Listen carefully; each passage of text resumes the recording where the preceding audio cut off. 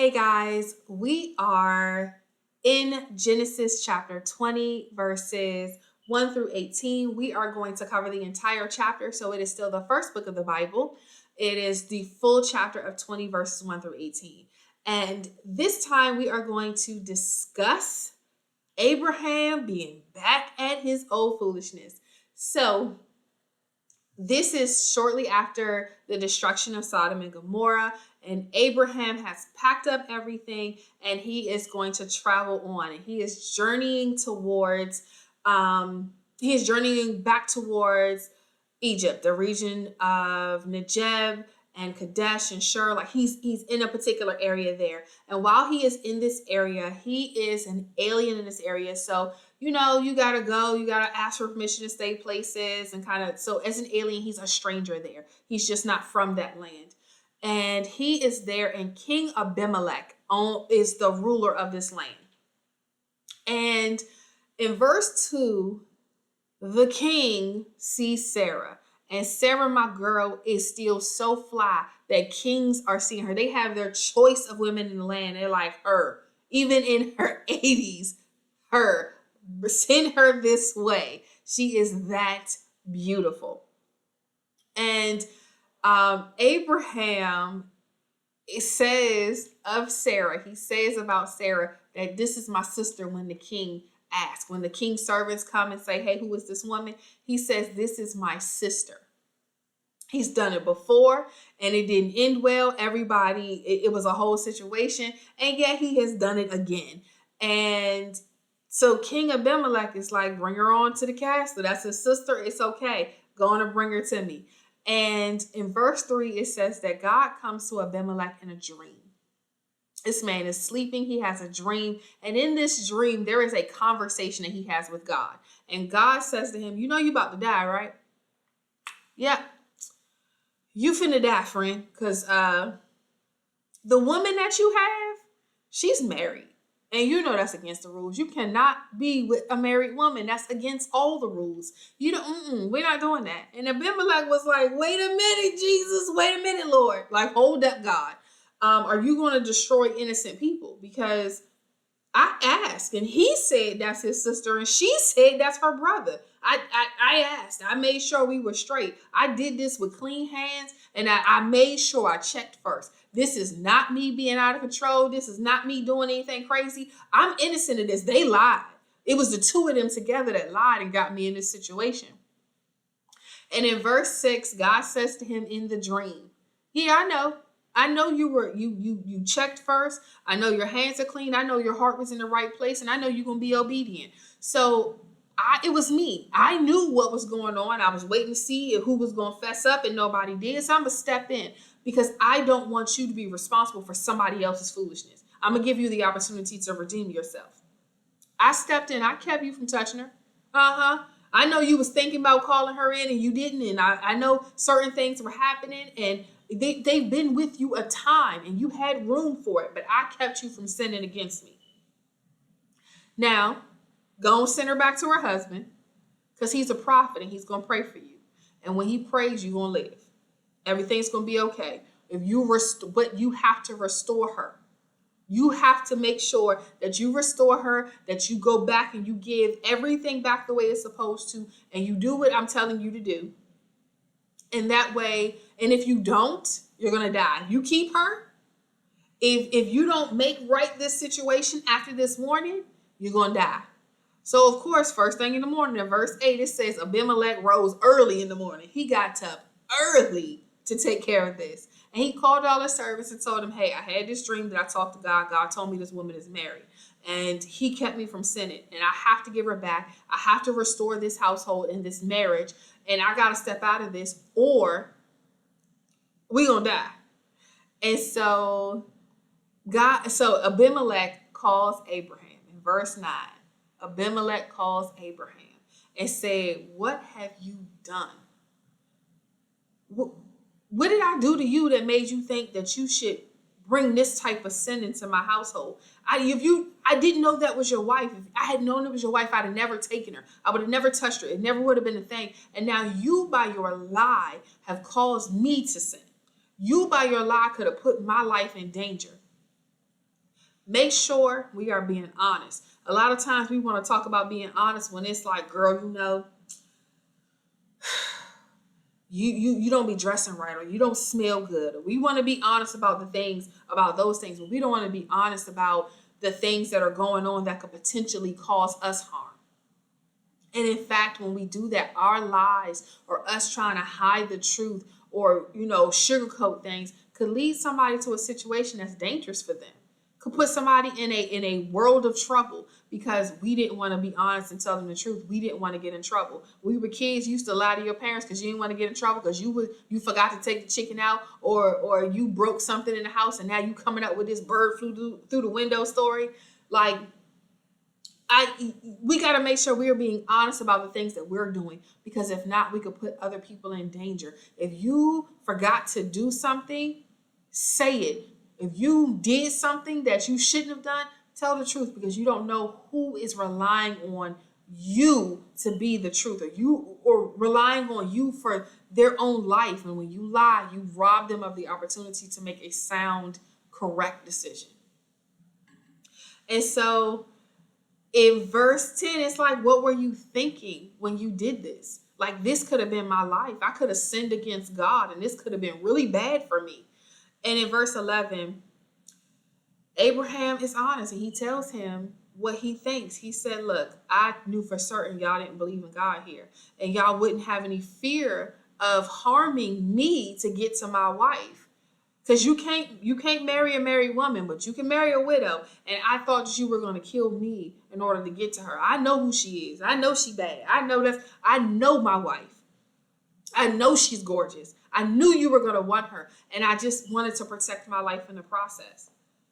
So what I did was tell her, when God called me out to wander and I wasn't going to be around my people anymore who knew who she was and would respect my marriage, I told her to tell people that she's my sister. And then I would tell people, that I'm her brother. And that's how we would save each other's lives. I asked her to lie for me. It was me who did this whole thing. Now, in verse 12, it says, besides, or indeed, she is my sister, the daughter of my father, but not the daughter of my mother. And I hear that, and a lot of people say, well, he technically wasn't lying. But I do not recall in Genesis chapter 11 when they went through the genealogy and they talked about each man having sons and daughters, and each man having sons and daughters. When they got to Abraham's father, he mentioned his 3 sons. He mentioned 3 sons. He did not mention any daughters. So I do not believe that they were in fact sister and brother. I believe that he was trying to justify right here and make sure that this wasn't a thing that would get them cut off or make people not believe what he was saying when he told her to say that. But they are in fact, regardless of whether they're actually brother and sister, they are in fact husband and wife. And I do not believe that they are in fact brother and sister. I don't see how God condones that type of relationship in anything else that I've read. And I don't see where she's mentioned as a daughter or that his father even has daughters. And so I'm going to go with that. I'm going to go with that. They are in fact not brother and sister, but this is him trying to justify the lie that he told as he's cleaning up this mess. And so in verse 14, Abimelech takes sheep, oxen, male and female slaves, and gives them to Abraham and restores his wife Sarah to him. He sends her back home with an offering. I've kept your wife away from you for a period of time. Here is a gift to you for the time that your wife was away from you, for the time that I had interfered in this marriage. Here's a gift of restoration. And Abimelech says, my land is here. This is my kingdom. This is what I got. And you're welcome to stay here and be in this land. And take up residence. Do what you got to do while you're here. My space is your space. Mi casa es su casa. Like he said, you got room to live here. And then he says to Sarah, look, I have given your brother 1,000 pieces of silver. I have given him what was taken to exonerate, to take the guilt off my hands, to make sure that I restore you for the time that I interfered in your relationship, I gave him something so that you are vindicated. There is no one going to say, oh, she was with him and she did. None of that happened. None of that happened. I am right now telling you that in front of everybody, and I gave a gift to show that nothing happened. You are in no way guilty, and I am in no way guilty. We both have innocent, clean hands. Nothing bad happened.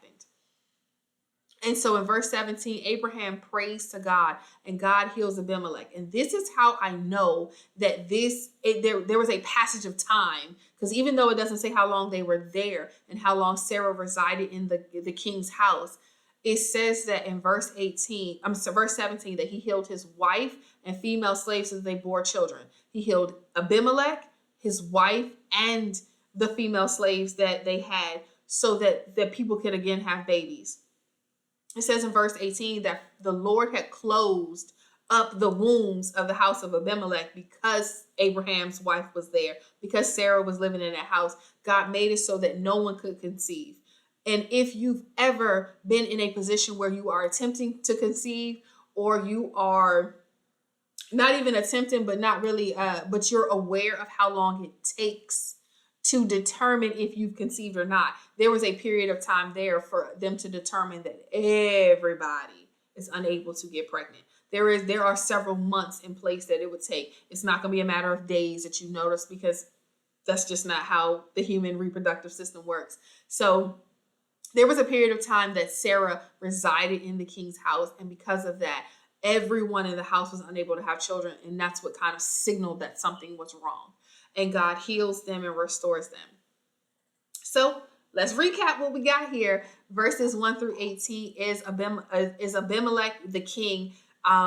Abraham moves into his area. He sees that woman he got, Sarah, and was like, "Ooh, Lord, give me that lady." And she comes into his house, and they lie and say that they are just brother and sister, and not in fact that they are married, because as Abraham describes, that he wants to preserve his life. He thinks that people are willing to kill him over his wife, because again, you can marry a widow, but you cannot marry a married woman. And so he has her, and he explains to the king that he had her say that they are just brother and sister and not husband and wife, so that he could preserve his life. God comes to Abimelech and says, "Hey, my friend, that woman that you brought in, you got to go ahead and restore her to her husband, because Abraham is her husband. And you are now in the middle of a very happy, healthy marriage that I have promised a child to.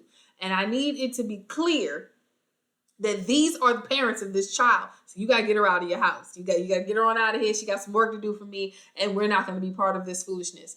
And Abimelech asserts his innocence. And God says, "Yes, I know.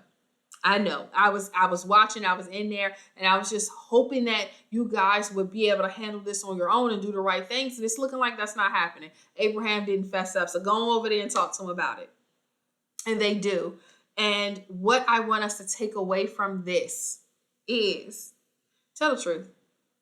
Tell the truth. When you don't tell the truth, you rob somebody of the ability to make a correct decision. When you present half of the information, when you present no factual information, you rob somebody the ability to make a solid decision. If you are in a relationship and you decide you're not ready to settle down, be honest. Be honest. Let the other person know so they can decide if they want to wait around for you or if they want to remove themselves. But don't tell them what they want to hear and you drag them along. If you are in a situation where it is going to potentially damage you to tell the truth, still be honest. Do not set yourself up for failure. Do not allow yourself to feel like it's not going to work out if I say something and you get scared and you don't tell the truth, because now the people who are relying on that information don't have everything they need. If your report at work going to be late, tell them that's going to be late. Yeah, you might get a little fussing. Yeah, you might be in a little bit of trouble, but at least you tell them so they're not sitting here checking their emails and you can try to pull something, playing around with the way the file is sent so it comes up and you can buy it. Don't go through all of those links. It's foolishness and it's not honest, and we need to be honest. So make sure we are walking in integrity and honesty. And when you are presented with a decision and you have the information, talk to God about it and make those decisions with Him. You all be blessed.